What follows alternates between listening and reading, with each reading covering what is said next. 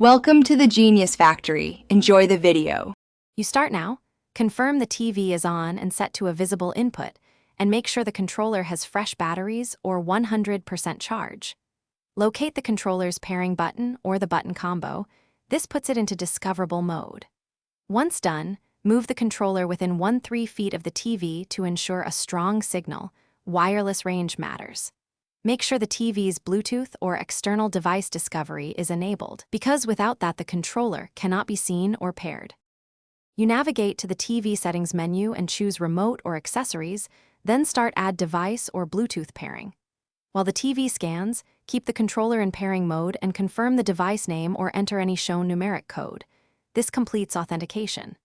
After pairing, map essential buttons, navigation, a /B or X/Y, start /select, because default layouts vary.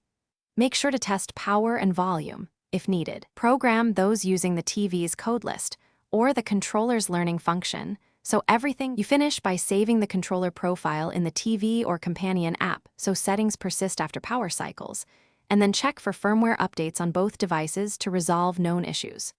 Once saved, verify all buttons respond across apps and inputs.